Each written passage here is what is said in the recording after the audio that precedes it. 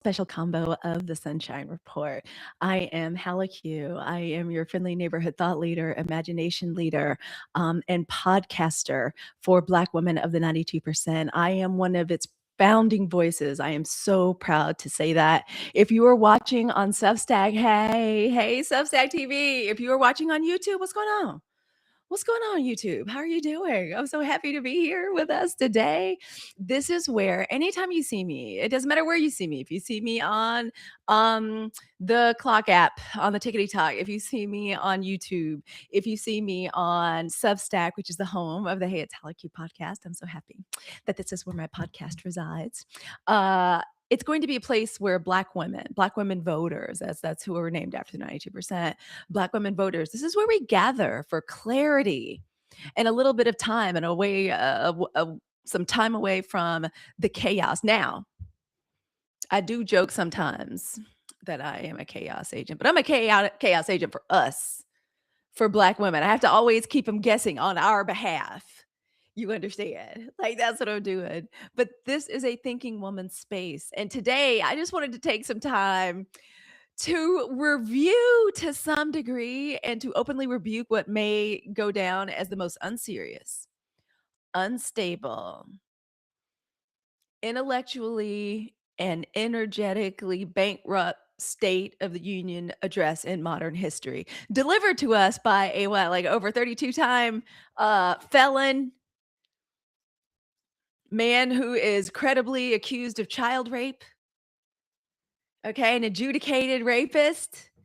All right, but we're going to go over it, but we're not going to review it through a cable news lens. Y'all know how I feel. That's literally the reason I started the Sunshine Report.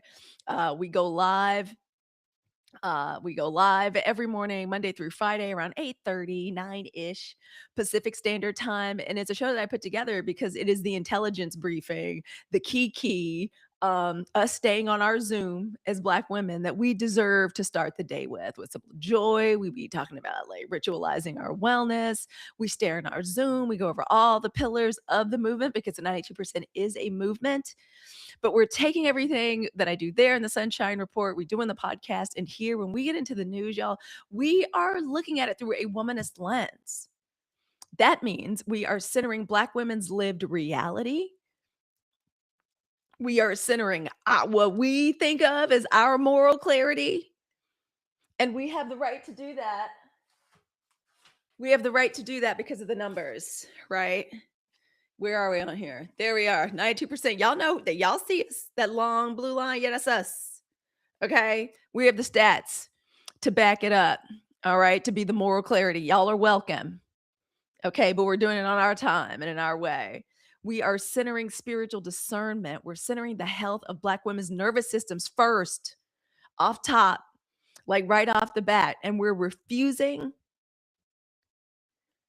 to perform outrage for ratings because here at the 92%,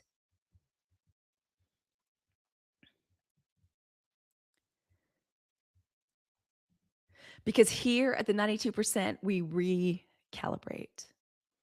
So welcome, come in. I'm so excited, y'all. This is a very special live minisode of the Hey It's Halicue podcast. It's also kind of a mashup with the Sunshine Report. My name is Halicue. I am your friendly neighborhood thought leader, imagination leader, podcaster, news reader, entertainment correspondent for Black women of the 92%. I'm one of the founding voices of the 92% movement. Whether you're watching us on Substack, hello to Substack and Substack TV. Substack is where the Hey It's Halicue podcast lives. It's the official podcast of the 92% movement. If you're watching on YouTube, y'all welcome.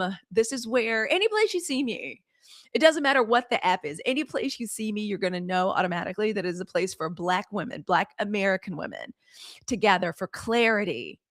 And although I do say that I am a chaos agent, I'm a chaos agent for us.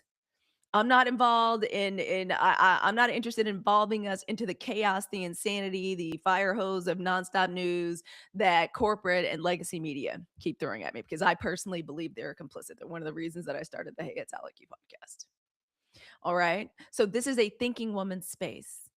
And today we're going to be reviewing and for the most part rebuking for the most part, rebuking what may go down as the most unserious, unstable, and absolutely spiritually bankrupt State of the Union address. Is that what we're calling it? Are we calling it an address in modern history? I'm glad his numbers were low. I'm glad our side, and by our side, I mean us right here, Black women of the 92%.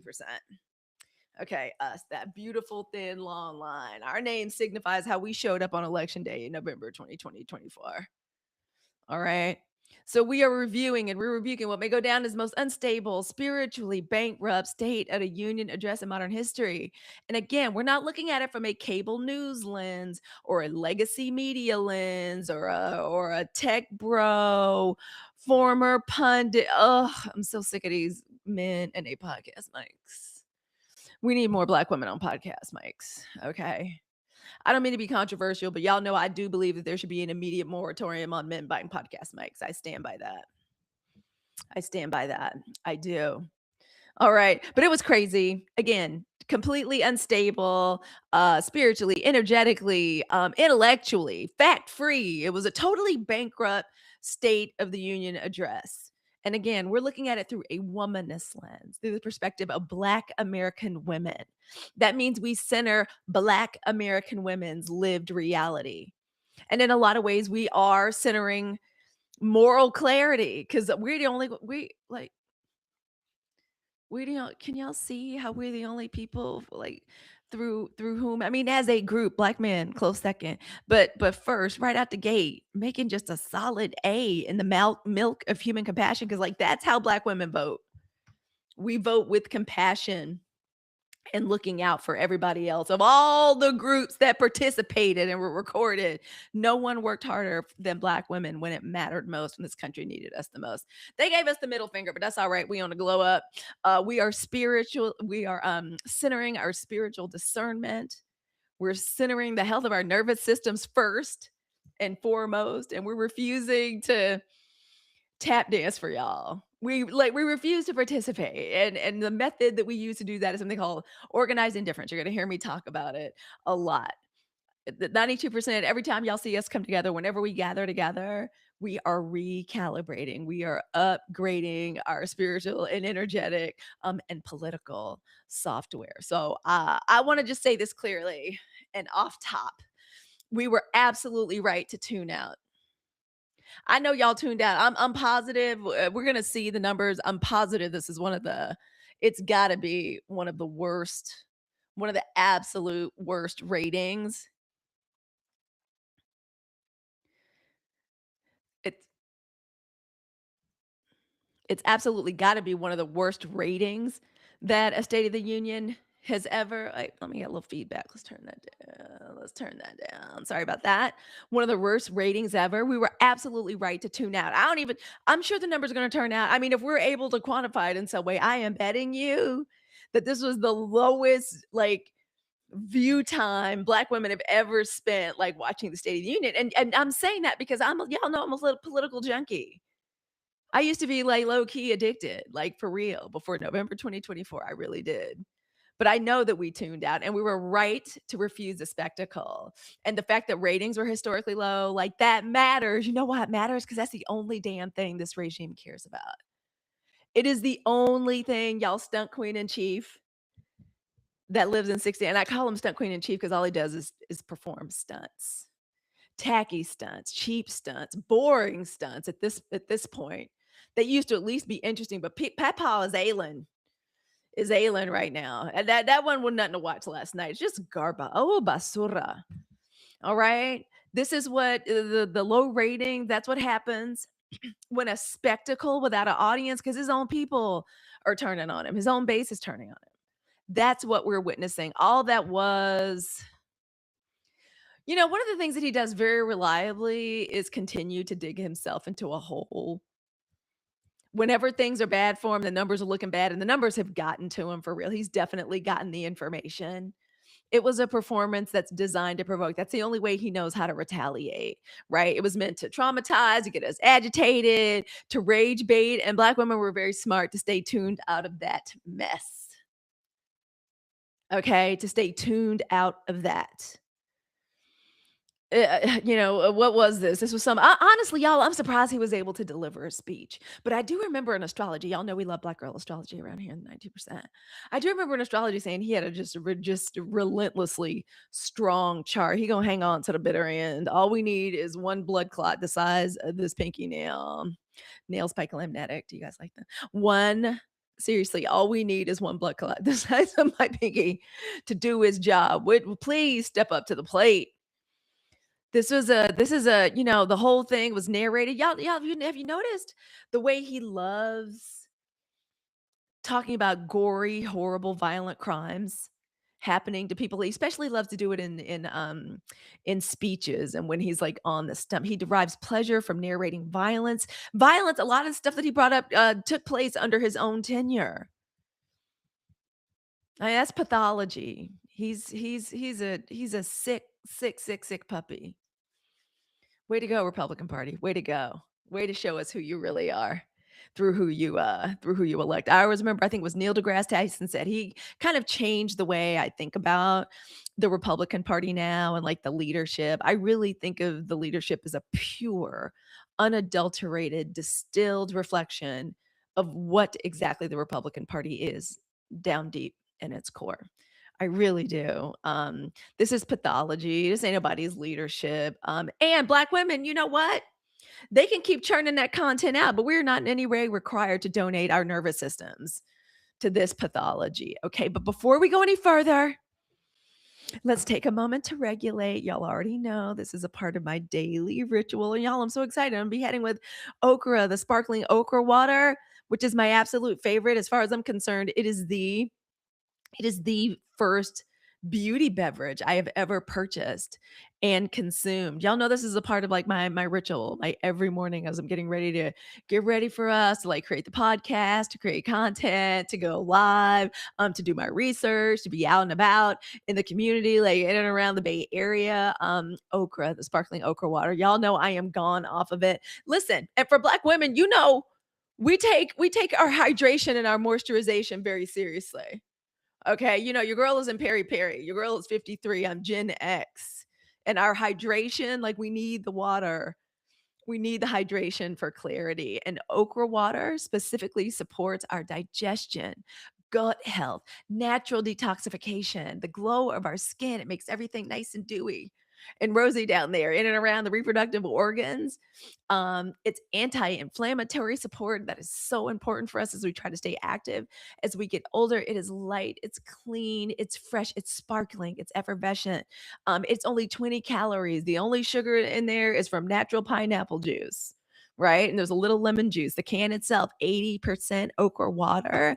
And I love it in the morning because it sets the tone. Y'all know how in the 92%, this is a holistic movement. We believe in ritualizing our wellness and connecting it to our ancestry as Black American women. We all know, we've all had an auntie or grandma that touts the benefit. Y'all know they love a okra water, they love a clove water, girl.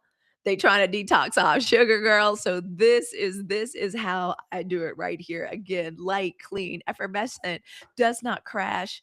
And I love it again because it sets the tone for ancestral connection. Y'all know I'm a Black girl from Southern Mississippi that loves okra, but does not enjoy like the slimy okra water. This is all sublime, no slime, deliciously light, fresh, and effervescent. And I love that even the way okra water was founded by Anna Cobb, who herself got a degree in plant science and created okra, the sparkling water, in order to treat some of her own health conditions that she was dealing with. Every single time I open my can first thing in the morning, I feel like I'm setting the day the same way I'm setting my intentions with calm, with reflection and focus and not reactivity, right? Like coffee feels, I mean, I get to the coffee, but I absolutely start my day. The first thing to hit my stomach is room temperature okra water. Oh, and y'all, there's also a new flavor on pre-order, pomegranate. I'm so excited. Y'all were asking for these flavors. I'm a purist. Now I love pineapple, so that's how I knew it was going to be a match for me. But now there's a new flavor debuting in March. The pre-orders are open. I'm so excited. Pomegranate is antioxidant rich. It's vibrant. It's slightly tart. It feels luxurious. It feels grown. like grown woman for real. And I'm so glad it's getting here right as we're going to be transitioning out of Black History Month. So listen, if you want to try it, like all the links will be down in the show notes, and you use the code Halicue for 10% off. Because if we're going to metabolize this, and we got to process it. We're going to metabolize this political nonsense. We're going to do it hydrated and moisturized and calm and regulated. All right, so back to the rebuke of the State of the Union, y'all. I guess that's what it was. I guess that's what we're calling it. That's what we're calling it. Okay. If we're going to look at things through a womanist lens, through the lens of the Black American woman's perspective, through the 92% perspective, Black women voters perspective, we have to ask who's being protected, who's being centered, who's being exploited, who's being scapegoated, who's being emotionally manipulated. Y'all, Black women, we know this. We woke up for real after the election of November 24th. So we know the right questions to ask when we walk into something like this. And what do we see? Desperation trauma theater. I mean, when I was taking my notes, I wrote down statistical distortion, but that's crazy. Distortion, like just lies. All Jake do. Literally, y'all remember that little interlude from the Fugees, the score? All Jake do is front and lies. Black women, we know that's exactly what we're looking at. That's what's going to be served by the stunt queen in chief. Okay? Lies and misinformation. Oh my God, he's a lie and the truth is not in him. He is a lie and the truth is just not. He is a lie, the truth ain't in him. Oh my goodness. Manufactured enemies. Y'all, and I'm not gonna say too much and not too much on pageantry. Y'all forgive me with the mic. I'm a little y'all know I got squirrel brain. Sometimes I just gotta keep going. Sometimes I just keep going and keep messing with it. Keep going and keep messing with it. I'm gonna pull it up just one more time. A little bit. Normally we have like 3 mics going at one time. So y'all, thank you for indulging me. And so the pageantry, y'all, I'm one of these women. I used to like the pageantry. I did. I like the way like both houses of Congress would come in. Oh my God. Y'all remember the way Barack used to come? Oh, Barack used to walk into the State of the Union. It was exciting. Oh, it was so exciting. I remember there was a time, y'all. What does Frangela say? There was a time in this country when we would get excited to watch the State of the Union, and I like the pageantry, and I like the way people. It was a great example of how people like you could be sitting. If you're a lawyer's kid, you already know this. The way your parents can be going at it, like in court, like in To Kill a Mockingbird, like your parents could be going at it in court, but like they could be total friends, like afterwards, like when they come out of the courtroom. But it was a great example in how you can have disagreements fundamentally about your political platform, and you can still sit next to one another. But no. This is just the reality TV version of the government. By the way, y'all come close. Y'all know we don't have a functioning government, right? Y'all know that, right? Okay. So yeah, like there wasn't even any pageantry for real. Did y'all see Lutnick when he walked in? Didn't nobody want to touch him? Instead, it turned into like it did used to be a bit of a pageant and not a bad pageant. I'm from Mississippi. They made me be in a pageant or two. No, that was an institutional humiliation ritual. That's what we're gonna go ahead and call that. But like, let's go over and let's talk about like what the most revealing was. And if y'all are in the chat, thank you for hitting the likes. I appreciate it. I would love to see a few hearts in the chat. Let's get it activated. Y'all know I like to call my chat the I like to call my chat the committee, and the MVPs the executive committee. So listen, first of all, I want to say, so here's some of the like, and I'm gonna be honest with y'all. I didn't sit down and watch that whole thing. I let the people that are getting paid the big bucks do that, and I read all the articles and I catch all the snippets, and we just gonna go over why it was smart for us to do our organized indifference. What is organized indifference? Is one of the hallmarks of the 92% movement. It is the strategic withdrawal of Black women, our time, our attention, especially in this attention economy, us withdrawing from that and these toxic systems that were created and are meant to and are still being used like right now in this moment to hurt, to harm, and to degrade us and to depress us. Sometimes it feels like it's trying to dehydrate us. Shout out again to Oka Water. What I really didn't like was the way he was trying to compel people to stand up and applaud for him. He knew coming in there that like a third, not a third, like maybe a quarter or fifth of Democrats decided, "F you, we're not going there. We're going to go to the people's response." I think Midas Touch, MS Now had some alternatives, and one of them was the black alternative to it, which is awesome. But I thought it was kind of messed up and very perverse and obscene and completely in line and on brand with like what this regime is. Okay. Trying to make people stand. If you're really powerful, you don't have to demand applause. You ain't got to make nobody stand up. You ain't got to, you actually have some substance and you can rely on that. Power doesn't rely on spectacle. All of, the stunt queen in chief, these like repeated attempts to try to provoke like these choppable, memeable reactions from Democrats, trying to force them to stand up, to clap, to perform loyalty, asking these ridiculous, like asking ridiculous questions. Forgive me, I'm just gonna be moving and moving until we get it the way we want it to. So thank you in advance. Yeah, like trying to get us to clap, to perform some kind of loyalty. Well, don't you believe in the prosperity of the American people? And I love that a lot of them just sat there and just gave them what looked very much like a Gen Z stare. Right? What is that except insecurity? Except to them and to their people? It's like they consider it to be some kind of masculinity. To me, it is the most limp dick, like little small dig energy ever, just always complaining, always a victim. So yeah, when I saw Democrats refuse to stand, it's a good thing y'all refuse to stand too, because black women are watching our own party too. I love that. That to me felt like womanist restraint energy. It's what we're doing as black women, the 92%. Like we're refusing to perform some kind of respect to that insanity and dysfunction that was on display. Because that's all it was. All right. And also, what else did we see? What else was major? What else could we take from it as black women of the 92%? The institutional decay that was on display. That's going to be the name of the episode, Institutional Decay on Display. Watching members of the Supreme Court like sit through the Supreme Court, like in my house. And y'all know I was one of those gate kids from the late 70s, early 80s. So I was bought in.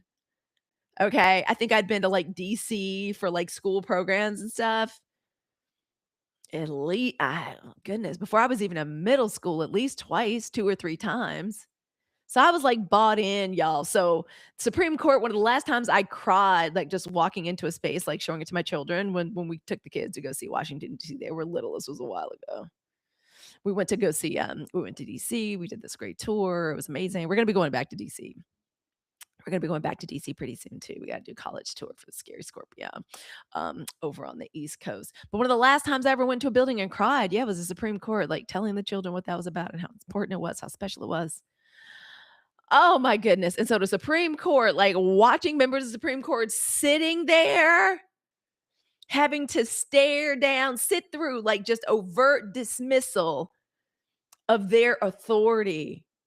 That was, I mean, if ever there was like a masterclass on institutional destruction and collapse in real time on TV, that's why I can't just say turn the TV off. In real time, captured. Oh, it was wonderful. Y'all, John Roberts was sick. Looking at his face, sick. Amy Coney Barrett, boy, she was looking like a Karen who couldn't believe what was happening, that her authority, like that this was happening. It's as though in her eyes, see, this is why I put a little bit more heat on women, because like white women, y'all got some work to do. I'm not joking. Y'all really have some work to do. That's y'all. That's y'all. This is exit polling data from the 2024 election. Okay. Y'all have a lot of work to do. Right there. Amy Coney Barrett was looking was looking like she could not believe what she was saying. Like the president that installed her, signaling that her rulings are optional. And to which I want to say, bitch, what did you think was going to happen? What did you think was going to happen? What did you think the outcome was going to be? You know how you got there? Selling your soul was a part of the agreement, girl, that you signed on to. We all saw it. We all saw the confirmation hearings, girl. Sat up and just lied to the American people about what was and was considered established law. Liar.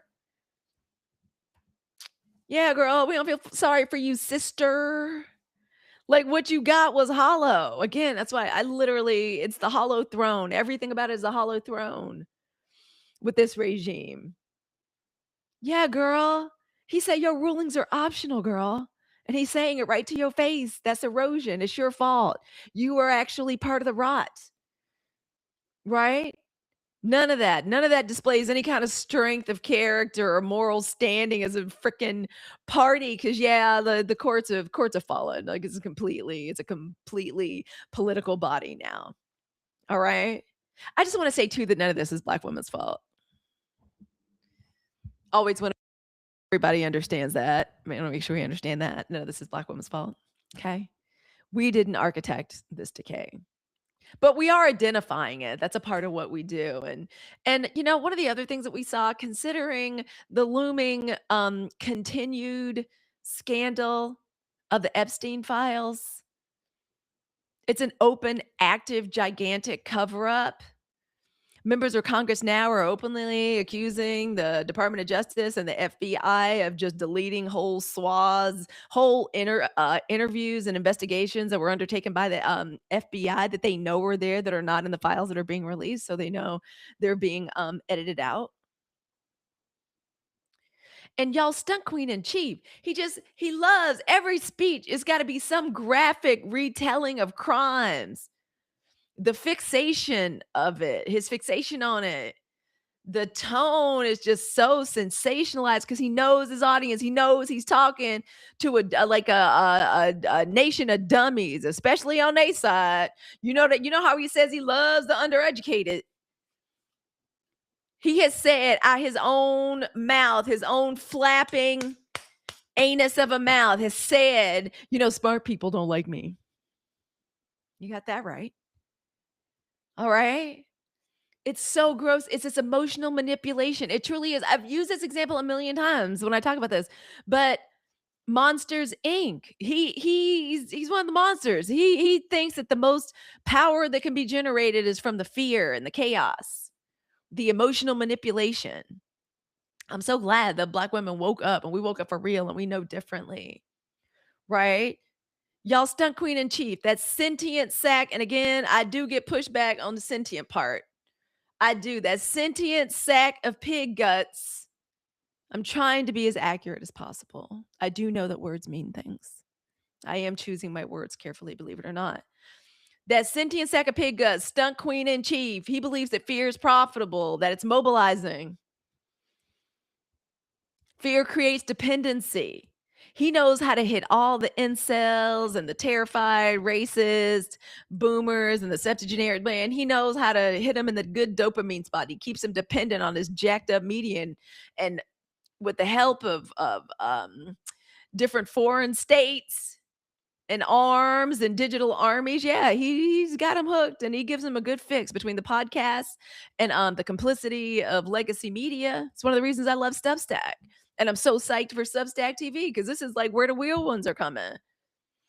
And it's not like them just journalists weren't trying to hang on, but the ones that had some shred of integrity, where they all had, they head over to Substack and give us lives. Thank you. I appreciate that. Okay. But no, if we're going to look at it through the lens of Black womanhood, Black American womanhood, the 92% movement, yeah, we don't let fear hijack our clarity or our central nervous systems. Not anymore. We are moving in a radically different way. All right. And the way we do it, how do we do it? And just first of all, before we go any further, I need some of my sister's protective spray. I rebuke. Y'all know I'm deconstructed. But I rebuke the energy on principle, off top. Again, I'm deconstructed. Off top of that State of the Union. Yeah, he had the nerve to sit up there and look at the camera and look at everybody and say, the state of our union is strong. Like he was doing something, like he did something. Like he did that. See, this is what we have to use organized indifference as our strategy. Yeah, and we had to do something different after the election, y'all. So you're gonna hear me say organized indifference a lot as Black women. Whatever it is, however we respond with organized indifference, removing our energy and focusing it upon ourselves radically. Think of how far we've come as a nation with Black women, as we have proven over and over again, being the backbone of liberal and progressive politics. We got y'all pretty far, and Lord, we put y'all on our back and we tried to get us over the line in 2024.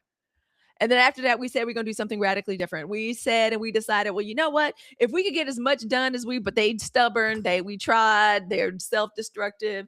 Apparently, time is the time. The country doesn't want the attention of Black women. We gave them our best. Y'all rejected her. Fine, y'all get what you get. We don't care that you're still crying for her and calling for her. And where's Barack Obama? And where's Michelle Obama? And where's Kamala Harris? Yeah, we're not doing that anymore. We decided to do a strategic refusal. Like Tracy McMillan Cotton says, we refuse. We refuse to accept their bleak cyberpunk techno billionaire, like Project 25, Hunger Games ass, dystopian ass view of the future where there's no humanity and everything is run by AI. Yeah, Black women refuse that. We refuse that. When we practice our organized indifference, removing our time and energy and doing what with it? Focusing on Black girl genius. That's our focus for the rest of Black History Month, and we got some days left. Y'all really tried it at the Baptist. Y'all really did. Oh, they tried that. Oh, I told y'all this was going to be a Black History Month for the ages. I told you they were going to be trying some crazy things. But no, what we do is something called organized indifference. Organized indifference. Remove our energy. We're not chopping the wood and carrying the water anymore for political movements that don't care for us. It clearly is time for the people that need to do the work, and for us to do ours. Focusing on prioritizing ourselves, our art, our industry, our business, especially our creativity, especially during Black History Month. And I'm trying to live the example by doing it myself at my own digital creation with creating the Hey, It's Halicue podcast, the Sunshine Report, our morning intelligence and entertainment briefing together as Black women. Putting together Black Girl Podcasters. It's a podcasting community that we've created over on the Clock app. If you're a Black Girl podcaster with a dream, come join us over there on TikTok Fridays at 4 p.m. All right. And thank you all so much for subscribing. You all know I make this live that we're going to be doing much more often. And we're going to be doing simulcast of the Sunshine Report to Substack specifically for my paid subscribers. I'm so grateful for y'all. Y'all believed in me and you believed in the movement just as we're getting started and getting established.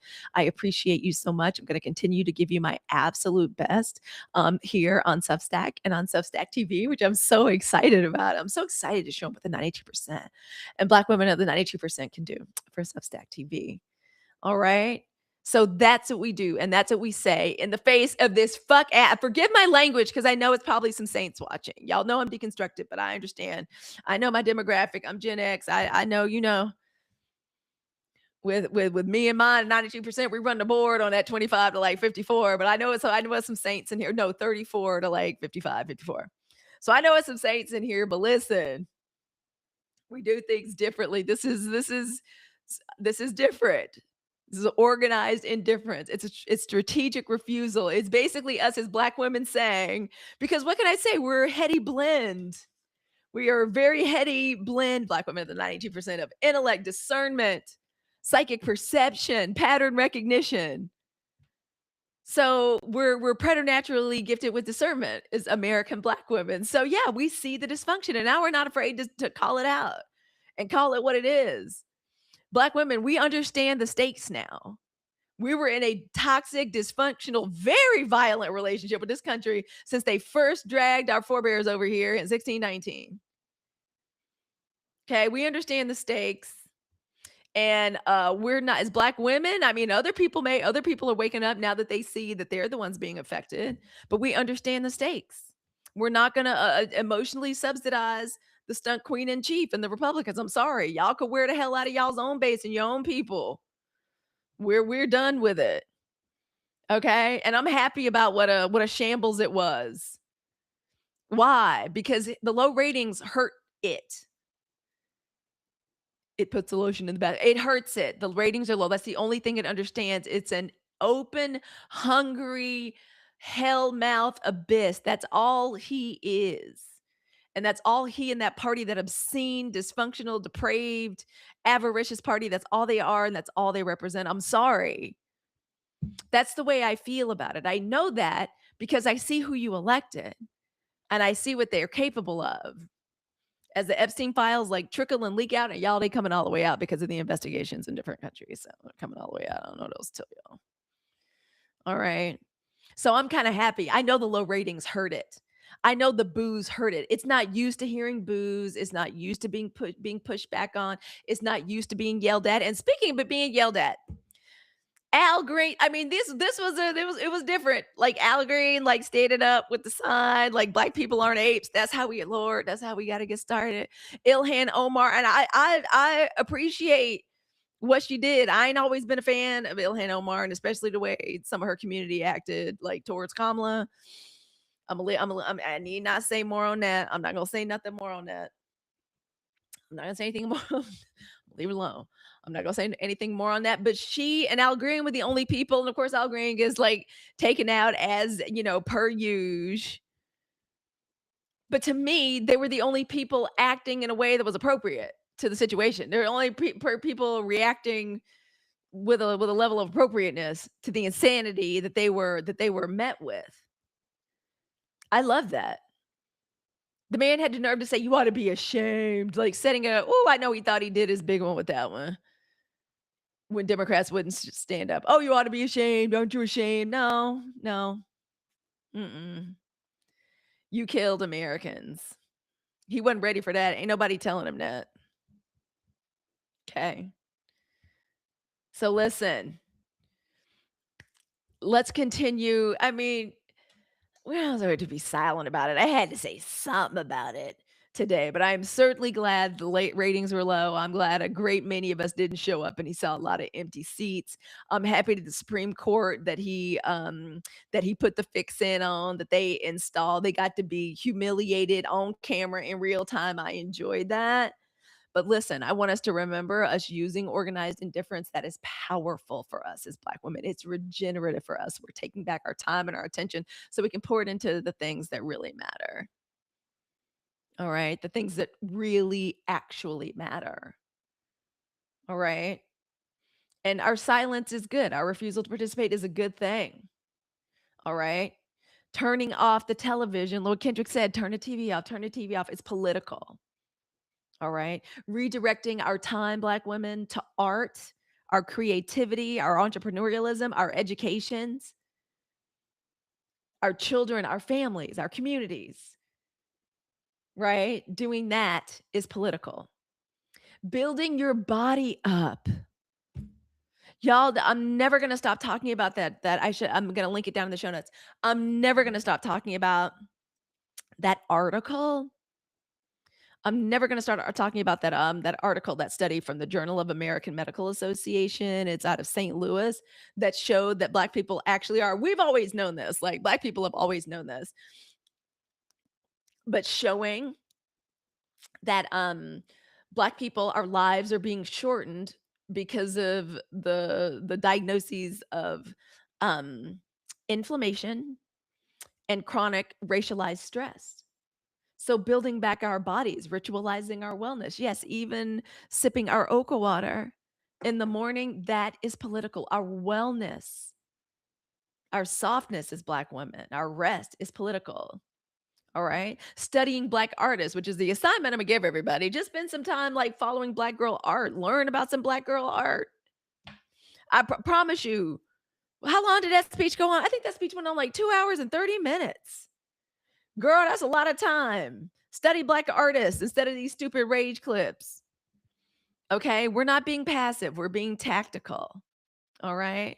What did y'all do? What did y'all do? I watched Abbott Elementary with Coach Dad, and I did a thorough skincare. I did a little mask for a little décolletage. What y'all do? Did you read? You create? Did you rest? Did you build? Listen, I really do. Like I swear I'm starting to think for us, for Black women, um, like celebrating our creative genius, like working on our art, our creativity, just experience having artistic experience. I don't care if you're working your way through the artist's way, you're doing art dates for yourself, or you're knitting or you're crocheting or you're making content or you're making videos that make you or your community laugh. I do think that Black girl creativity is the prescription. And if you don't know where to get started with that, just think of your 8 or 9-year-old self. What did she love to do? How did she love to create? Was it Play-Doh? Was it crayons? Was it dancing? Was it singing, playing instruments, driving your mama crazy, cooking, doing your little crafts, exploring outside, digging in the dirt, like playing around with tadpoles like my sister Andy used to do? What was it? That's what I want us to do. That's what the prescription is. Okay. That's what we do. All right. And y'all, in spite of that deeply unserious, whatever the fuck that was, I had the so-called State of the Union last night. I feel light today because I know we were right. We were right to tune out. I feel grounded. A lot, honestly, okra, for whatever reason, does feel very grounding to me. I have a lot of fire energy. I don't have a lot of grounding energy. And the okra water does feel like a wonderful, nourishing, grounding way to start the day. But I feel grounded. And I feel good because I know that we as Black women, the way a lot of Democrats, like we refuse to give what that hoe was up there demanding. By hoe, I'm referring to y'all stunt queen in chief, aka the sentient sack of pig guts. Okay. It makes me feel more powerful, and we should feel our powerful because the more we withdraw our participation, the more obviously, like the more we see his ugliness and obscenity and depravity on display. I want Black women to get comfortable with our coming power. It's quieter than theirs. It's more potent than theirs. It's more grounded than theirs. It's more legitimate than theirs. It's more deserved than theirs. Okay. It's just sturdier.